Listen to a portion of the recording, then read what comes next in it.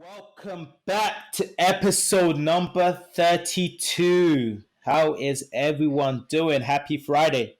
Happy freaking Friday. Guys, Perfect. High energy, feeling great. What happened to the full perfect? What was that then? That was like a half. It sounded like it was just a purr, like a Pakistan. Oh, sorry, I didn't want to overtalk. I didn't want to speak over Shaw, but perfect.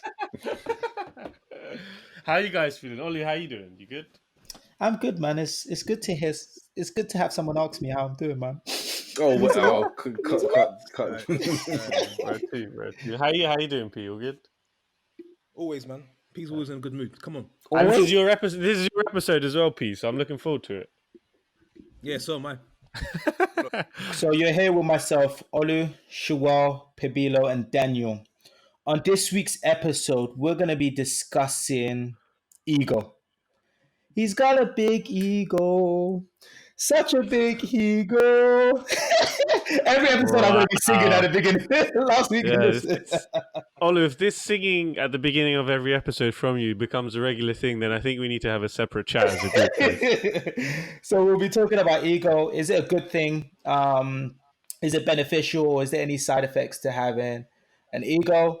And then we'll pass it on to Pabilo, who will also be doing the book review. So stay tuned and let's get started.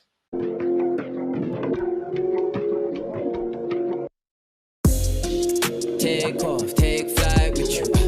For we never fly, but we're flying. Guys, this week I wanted to talk about ego. It's something which there's many books out there which talk about how ego, they lean towards more it's a hindrance. It's not something that you necessarily want to nurture. Be more humble, be more in the present. But I'm starting to see, is there a way that ego can actually start to benefit us in our journey? If so, how? And have you guys had thoughts amongst yourselves in your self-reflection around, should I try to flex my ego a bit more to get what I want? But just before we continue, on our last episode, we spoke about Jay-Z's deal. One thing I want to start off with is one time, I know one of Jay-Z's lyrics was, sometimes you need your ego, you got to remind these fools. So Reminder. Yeah. With that, I sort of pass it on to you guys. Any discussions you've had with yourself or friends around ego? I've never really spoken about it, but what? Wait. But what does? I'd be interested to know, what does ego mean to you guys individually? Okay, do you see it as a positive or negative? That's also a good point. Too much of anything is a negative. So the thing about it, if you type in ego on Google, what you find is it says a person's sense of self-esteem or self-importance. What I've also learned in reading a few books is that ego is not your present moment. It's something which is in your either your past or in your future. So it has conversations with you in those 2 points of time. And up till now, to Daniel's point, it's kind of considered to be negative. Too much. But then maybe what I was saying, too much of ego definitely is negative. And I think it's just because of the way it's being. So it's received such a bad rep in terms of leadership or just in general in regards to people, because I think when people hear the word of ego, you think, oh, this person is arrogant, condescending, self-absorbed. A lot of negative connotations, I think. Yeah, to it. And I think that's just when you go the complete extreme of it. Some people might even say, oh, it could be narcissistical in regards to someone that's got a lot of ego. But in terms of knowing your worth, there's an element of it where it's like, yo, I know my worth. Sorry that self-esteem, self-importance, self-worth, self-respect. Yeah, there's an element of it where you come in a room, and I think sometimes people you have to have the balance, in it. And I think society has made us feel like, oh, you can't come in a room and say, no, I got this. You have to come with oh, I'm not too sure. I don't want to overstep anyone. I want to be reserved. But there's sometimes you just want to get in a room and just be like, yo, sometimes I trust the person who walks in the room with a certain level of ego. Yeah, but it's just a balance. Gravitas. No, I said gravitas. I like that, Daniel. It's just about having that right sense of balance. Like if you're extreme, yes, for sure, you can be seen as egotistical, arrogant, And you have certain people that walk into a room and you're like, I don't really like this person. He's a little too much. He's too full of himself. Huh? But what does that say about you? No. In that scenario, what does it say? Sometimes it speaks more about you as an individual versus what you're seeing. That person may make you feel uncomfortable because you actually perhaps can see some of you in that person, No, but you're not because quite there's there a yet. difference between. I'm just And I saying. catch myself on this where if I meet someone, there's sometimes you have a conversation with someone and it's always about me, me, me, me, me, me, me, me, me, me, me, me, me, me, me, me, me, me, me, me. Okay, end of conversation. Move, and you're like, eesh, that person's very self-absorbed. So no matter that's got nothing to do with me saying, "Oh, I'm not doing what that person's doing" or whatever. No, you need to have the right. There's a difference between walking in a room and saying, "I got this. I'm confident. I've got this. Let me run it," versus, "Oh, I don't care about anyone in this room, and it's just about me." And that's the part where it rubs you off the wrong way, and you're like, "Ah, that's annoying." Versus having the right balance of it. But yeah, what do the rest of you guys think? So my opinion is actually, I think everyone should have some form of an ego, but then it's to this extent of, because self-confidence with anyone, I think you see the difference with people who have it and people who don't. The people who don't, some of them are very, very smart people, very talented, but because they just don't have that self-belief as much, they don't progress as much as they should, considering the talent and skills that they have. Then on the flip side, you see people who have got probably too much self confidence and way too much of an ego. Look at Donald Trump as a perfect example. And he's got himself into the White House. Now, of course, my personal view is everyone should have a certain level of self confidence because you need that to. It's similar to what we were talking about in the previous episode in terms of selling yourself, getting your message across. It's important. And if you want to impact things and get things done, you need to have a certain level of confidence in yourself. But then if it's and this is similar, echoing on Olu's point, if it gets to the point where it's detrimental to others, then I think that's where it becomes a bit too much, because you should have as much self-confidence in yourself as you can, but if it's having a negative effect on others, then I think that's where the borderline, for me, where the line is, because you should always back yourself. But if me talking about myself all the time, why am I doing that? I shouldn't have to sell myself all the time continuously, and then also have someone stand next to me feel bad about themselves. I think that bit doesn't make sense at all. But I don't know if you guys agree or disagree. No, I totally agree. One of the reflections I'm starting to have now, probably in the last few months, is you need it. And there are times in your life where you better start using it, because the journey that we're all on is a journey of growth, and we're all trying to expand in ways in sort of our love lives, in personal, in work, in business. So we're going through this expansion, and that ego. What it does, it tells you, look, you're good enough. What you see in terms of competition, you can match. In fact, you can triumph them as long as you work hard enough.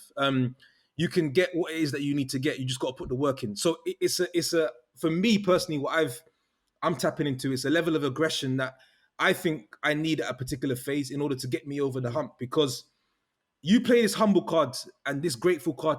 I'm grateful. I'm grateful. I'm grateful. I'm humble. I'm humble. I'm humble. You don't move. I find personally, you're not moving. So you have to kind of switch between the gears. It's almost like every step you take with progressing, you're humble, but then you know that you need to keep pushing. So I think to your point, it's how can you yield ego in a way that pushes you further than you can ever imagine, but at the same time also helps others. But I really think that the negative connotation or how people look at it is needs to be questioned, because it's not all bad. And that's whenever someone says ego, that's the only thing that comes to mind. Oh, don't play with that. That's bad. I think also you need to be balanced as well, because if you're sat around a table and everyone around you is an expert on a particular topic and you're actually not, then in that context you should kind of know where your position is on that particular topic and take a step back. In that position, if you are actually the person who's the least experienced in that field and actually haven't shown any results, but the people around you have, it doesn't make sense for your voice to be the loudest person at the table, because that's where I think that because that's where ego has its drawbacks, and we've come across people that do stuff like that, right? So that's why I think you should balance it out, where in areas where you're strong and where you know that you've done this already, you've proven yourself, then flex a little bit more. But in areas where you know that you're not the smartest person around the table and other people have done more, then that's where you need to balance and take a step back potentially, and not push it as much. Daniel, you're awfully quiet for a reason. Please tell us. No, there's no particular reason. I'm just trying to listen to what you're individual thoughts are. So Daniel, do you have an ego? Or Everyone's got an ego. No, Yes, let me answer your question. Yes, Daniel I do. has. that Daniel was has your a, ego coming out? Wait, alter ego chapter, yeah? Relax yourself. Where's your ego? Do you believe? Because I think one of the negative areas that people talk about ego is being self-absorbed. Do you believe that you're self-absorbed? Nah, he's No, this taking is shots. honest. More No, I'm, capacity. no, this is not a shot. Olu's This is not a taking shot. shots. Wait. Olu's taking Wait. shots. is This is not even a shot for DJ. I'm going to ask each and every one of you this question because Okay, I was fair reading enough. something about this. Fair enough. Okay. To answer your question, yes and no. In certain areas, places I'm confident in, and things in my ability and my skills, I would be more confident. Yeah. But in areas that I'm not, I'm more willing to, or not more willing. I'm more inclined to listen and to learn more. When you say self-absorbed, do you mean just always thinking about yourself? So see, that's the problem, and this is why everyone, when we say something, people always go to the extreme of it. Because let's be honest, everyone thinks about themselves in situations. You think about yourself. Like when it comes to the job that you want to take, or what time are we recording this podcast? Oh, I need to think about what time suits me. Like Myself. It's just what I sometimes don't like is whenever we use a word, we always think about the extreme and the negative element of it, versus saying, you know what? Because ego comes with being self-absorbed, these different elements, which we all have an element of. Where it turns wrong is when it's all about like to the extreme, and it's like, I'm selfish, I don't care about anyone, I'm going to do anything to just get my way. Then that's when it gets to the unhealthy element of ego. Yeah, I'd even go one step further and saying I agree with you there. I'll say you got to know when to switch a particular ego on to get you to the next phase. Have you had to? You give an example of when you've had to do that. Was that when you tried to get Lauren? No, You had to switch that on. Right. You're like, I'm out of my league. I need to step up. No. I think it's now Olu's taking a shot at Daniel and P. I'm just on the sidelines ready. Like, you're making the thing is, you're making me think now. Probably there was certainly a level of ego, because the thing is, you've got let's say like this. In school, you got a number of young black boys that all think they look good, right? And so I remember when we was in the school corridors, she was playing. I make this joke all the time. I said you was playing with Michael Mears, and he was playing. There was a bunch of other girls in it, and I wasn't in the corridor at that time. And I didn't. Wait. Let me finish what I'm saying. And I used to see him playing. I was thinking to myself, yo, I know I got more on Mike than what he's got going on. That's my man. Of course, there is the ego, but then again, look what it's led to. So I think but going back to the earlier question though, is yes, I'm starting to think now, how can I use ego in the right way to really excel and push? Because I'm starting to be a firm believer in you need to take whatever you can to motivate you to push forward. Because sometimes what motivated you when you was sort of 19 and 20 is not going to work anymore.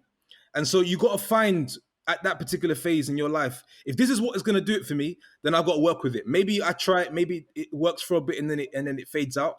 But this is what I'm sort of reconciling and saying, you know what, maybe I've got to try and use ego in some parts to get ahead. So I think right now what I'm doing is I'm thinking to myself, like the whole thinking bigger, there's an ego attached to that.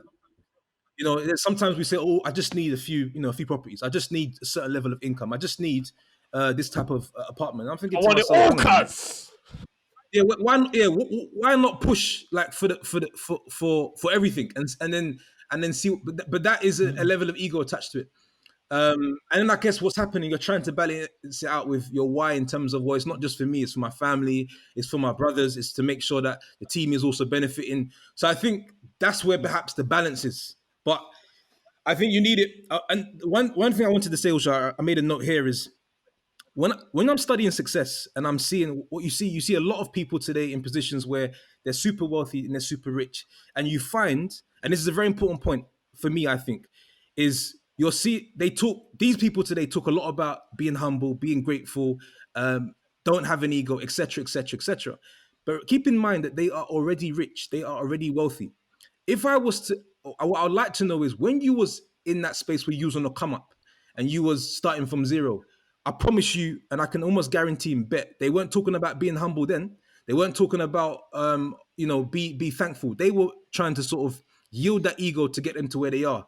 So I think I sometimes say, don't confuse people that are successful and what they're telling you where they are now versus what they would have told you when they were in the same position as where you are now. How do you guys deal with, because when it comes to the unhealthy part of ego, and I just want to get you guys feedback, not sending any shots, no shots. The element where with ego that I think a lot of people struggle with, myself included, is us or me trying to stop thinking that I need to be perfect, because I think your ego challenges you thinking, oh, I'm perfect, and then also being vulnerable, because I think a lot of times with your ego, you never like to feel or be seen as weak or not perfect in a particular situation, or allow yourself to be vulnerable. So how do you guys address that unhealthy part of ego? No, I don't think that's the part of the ego I'm not trying to tap into. In a sense of, So you don't feel like you feel like you're vulnerable in. I do that. I think we've shown it time and time over the podcast. I think maybe also the discussion is helping me to understand there are different categories of ego, and which one are you trying to tap into? But the part of being vulnerable, I'm not going to try and be. I don't want to be a hard man in front of my wife and say, look, I think there's other ways to show that you have everything secure, protected moving forward.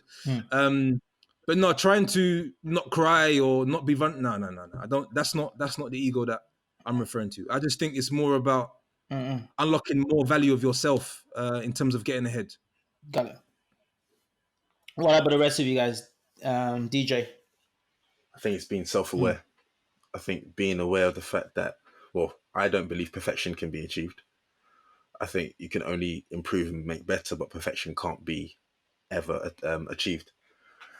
But also, where it's been about being self-aware, knowing that every day is a day for learning, an opportunity to grow and to learn something new.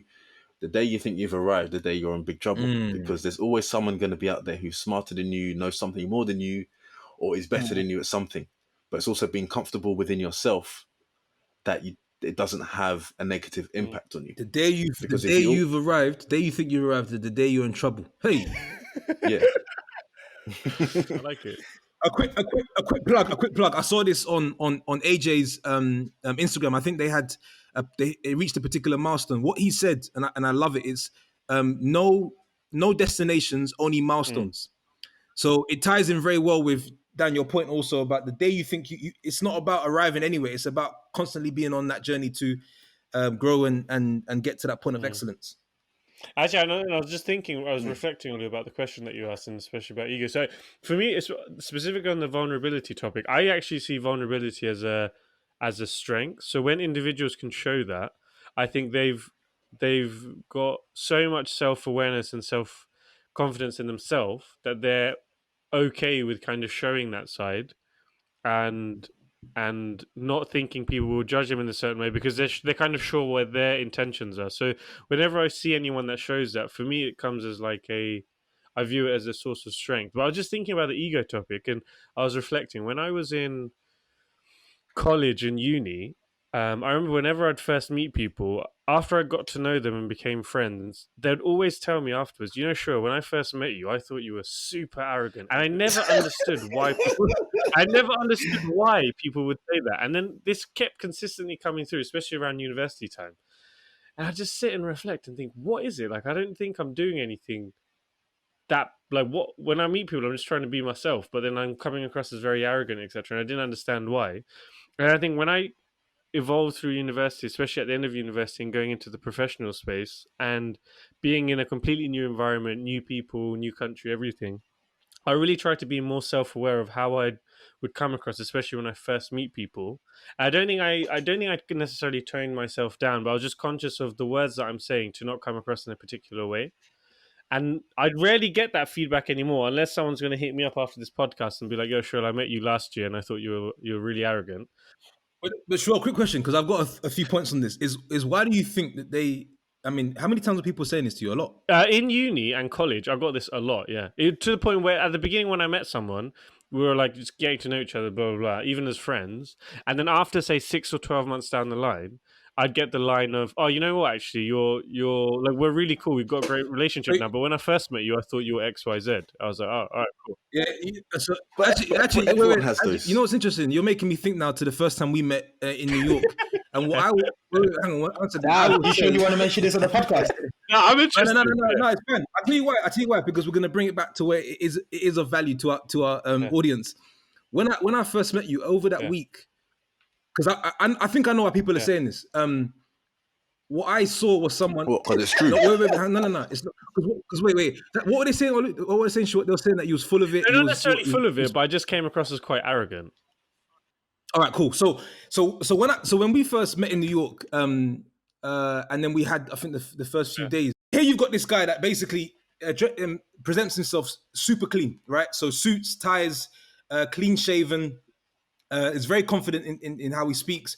We used to have like these freestyle sessions where you'd stand up and ask a question, and it was almost like, hang on, I've got to prepare, and this guy's not preparing, but his questions are better than mine.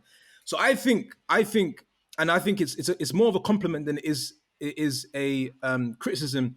Is that you was perhaps quite early in being maybe a finished article at your age in what you're doing. So quite, I would say, mature to the point where someone like myself is looking at you thinking, like, you're quite a finished piece, and I'm still working on myself.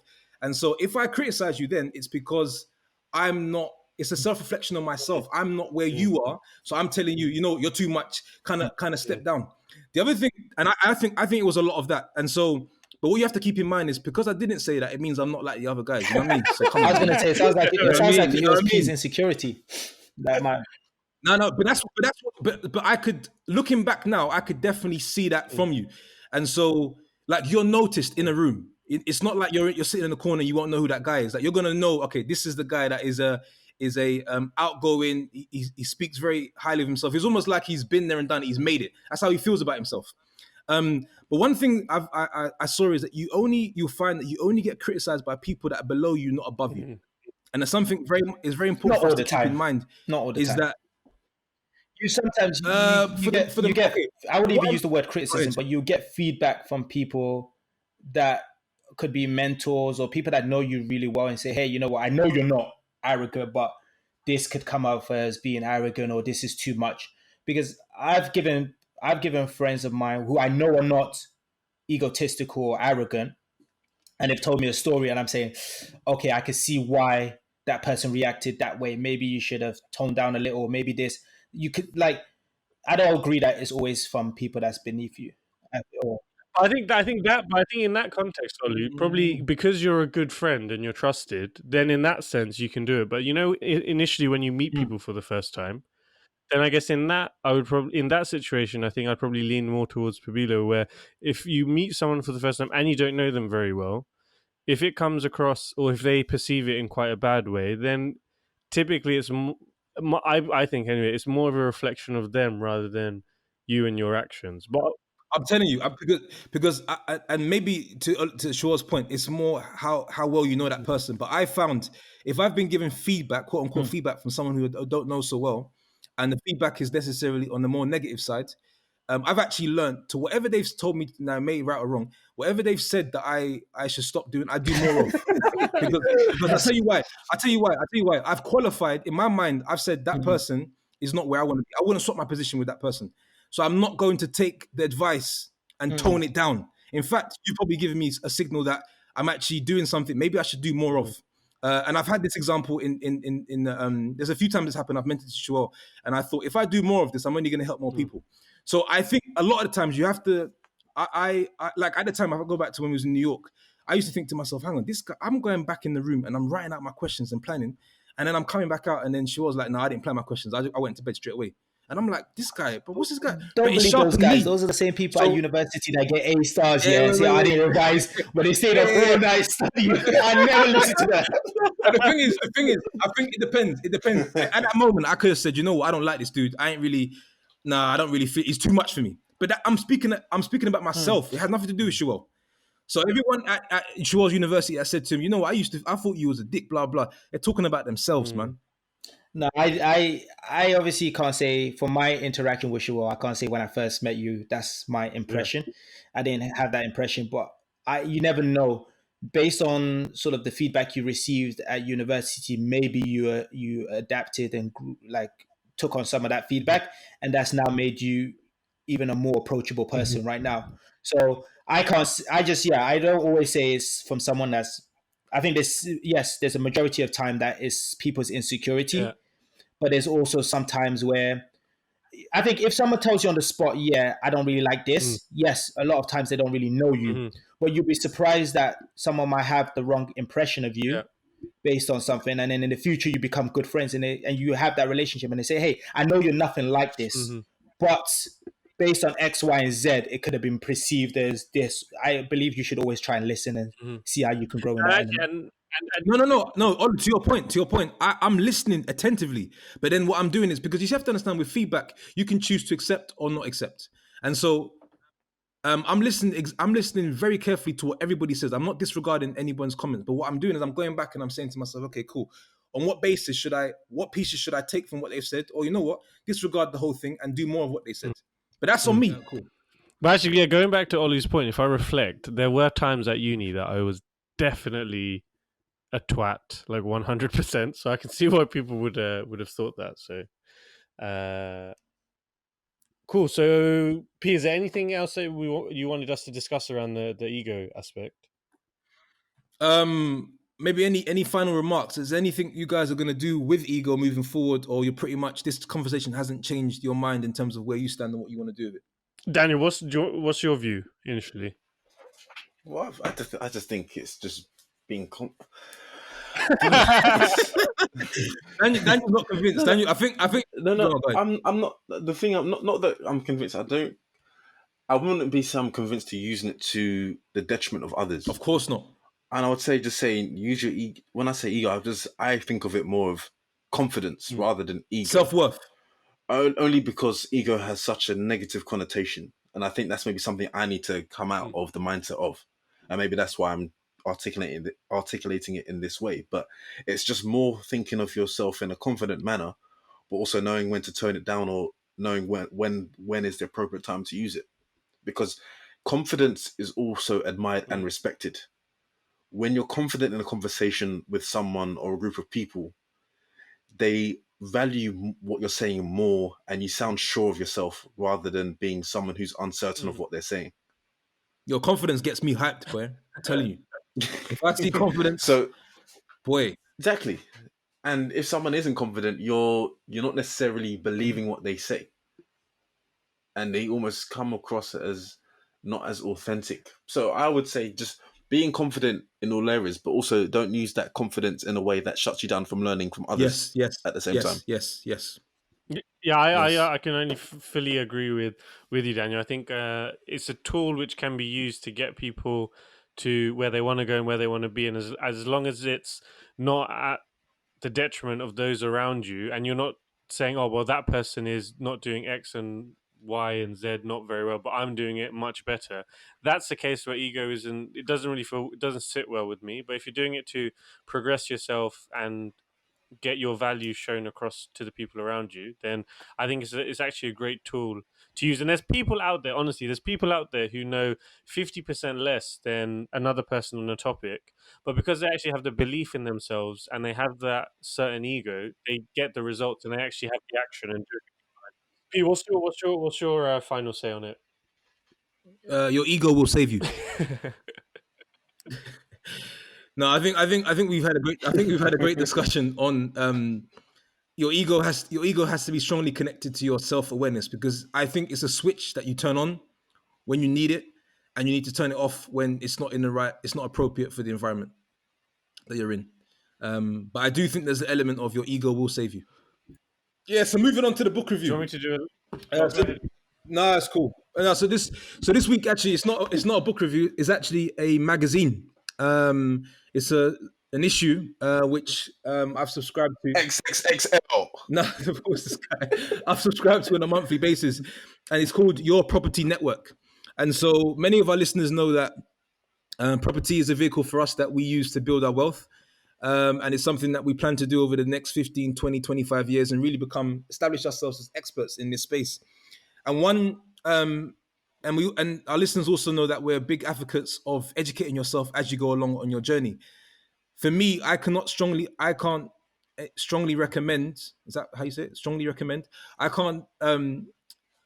I recommend this magazine strongly for anyone who is first starting off in property or is very advanced in property, because what this magazine has, what it has is real life case studies where you can actually read and understand sort of somebody's reason for starting, what projects they're working on, the numbers behind the projects, and so it brings a nice reality and inspiration to your own journey. But it's every week there's a different feature. So you could have something on HMOs, on rent to rents, on commercial developments. There's always something about financing, mortgages. There's always something about something like, for example, one of the last magazines I read, which was about plumbing. So that you can, it's a great source of information if you're definitely in the property space. And if you're not in the property space and you're in your other field, I would recommend you looking into something like a magazine or like something which you can subscribe to on a monthly basis, which feeds you the information that you need to be on your journey. So, but yeah, it's called Your Property Network. It's at $9.95 a month. And it may just be what you're looking for if you're starting off in property, to give you that encouragement and that boost to keep going. And it inserts that level of belief, because like we said, if you sometimes you need to see sometimes more people doing something for you to realize, I can actually do this myself. And actually, just to add, Pabilo recommended this magazine to me, I think, a few months ago now, and it has been very, very, very insightful. And just to hear and read, I think what Pabilo said, just to hear and read about other people's real life examples of what they've done and how they've built so much so quickly, and the ups and downs of the journey as well, not just the kind of highlight reel of it. It's been Exactly. a fantastic read. So it was funny actually, because once I signed up to it, after about 2 or 3 months, I kept seeing this random direct debit coming out of my account every month, and I was like, "What the hell is this? I did not sign up to this." And then I checked and I realized it's obviously the magazine. But otherwise, I was very quick to cancel it because I was thinking, "This is I don't know what I'm paying for here." And then I linked it to the magazine. Question. But yeah. A question to each of you: what do you find? Pete, you said you strongly recommend it. What is the most one valuable thing you get from the magazine each month, or what is the one thing you look forward to? I'm looking forward to reading about someone who a real life case study, because the thing is, sometimes what you miss out of YouTube is the actual case study. You miss the result. Because YouTube is a very much of a nice show reel. So people are kind of, you take a Samuel Leeds, they're only giving you the crust, but there's a lot more to the particular deal or rent to rent, for example. So the one thing I look forward to every time I open it, I know I'm going to read about someone who's gone through a project that I can relate to or feel like I'm very close to. So, for example, there was actually a gentleman that has combined his healthcare experience with the property space, and he's actually gone into care homes. And so you actually see him taking his knowledge with his team and sort of veering off into the field of care homes, and he's doing very well in that space. To what Shuel said, it's not all upsides. You've also got the balance side of where things can go wrong and mistakes, what to look out for. So that would be the one thing. And then really, as I mentioned before, every field of people are working on, if it's not property, has something like this. Try to do your best to find out what that monthly subscription is. Okay. Yeah, Sure. the biggest takeaway for me has been so one, as I mentioned, the hearing people go through their journey and speak about specific types of deals. I think that's been one thing. Another one is it's because I have a particular strategy in terms of what type of property I'm investing in and how I want to generate my income. But then in that magazine, because it gives you a broad such a broad amount of case studies and different types of deals, different type of structures, people who are like converting pubs into multiple apartments, people who are converting old houses into commercial buildings and vice versa. It opens my mind up to all the different possibilities out there as well, and where I would like to eventually get to once I've got my foundation built that I'm building out at the moment. So one, to see the ups and downs of people when they're going through specific deals, and two, opening my mind up to also the other possibilities that I just haven't become aware of yet. There's the biggest takeaways. And I think, honestly, for $9.95 a month, it's a steal. I'm surprised. I wouldn't be surprised if in 6 months or 12 months they increase the price. So I'd recommend to everyone to, if you're in that space or if you're curious about it, to invest in it and have a read through. Okay, cool. Thank you for sharing. Cool, Peter. I don't know if you want to maybe repeat the name of it and maybe where they can find the Sure. sign up or something. So Your Property Network. So you can go www.yourpropertynetwork.co.uk, and then you can sign up for $9.95 a month. And I recommend it to people that haven't got any property, have thought maybe is property something I want to try. Just read, just get a sense of if you like the language, if you like the case studies, if you like the level of work required. There's a lot of case studies of people that have families. So great stuff. Is it for first-time buyers or more for investments? It's everyone. It's for everyone. Honestly, Perfect. Okay, yeah, I'm signing up. like 100%. The next thing you do after this podcast, Olu, you have to sign up ASAP. Cool. For sure. Appreciate it, guys, man. Appreciate it. Cool. Thank you. Dan, want to close that off nicely? Oh, yes. Thank you. I'm not going to be egotistical in my closing remarks, but we all know who your favorite. We all know who your favorite called. We all know who your favorite. Anyway, ego getting shut down. No. See, it doesn't come natural to me. See, it just doesn't come natural. It doesn't come natural. I apologize. But listeners, thank you very much for listening to episode 31 of Take Flight Podcast. We hope you've enjoyed it. Let's even send us who you think is the most egotistical individual of the group. That'd be a nice poll.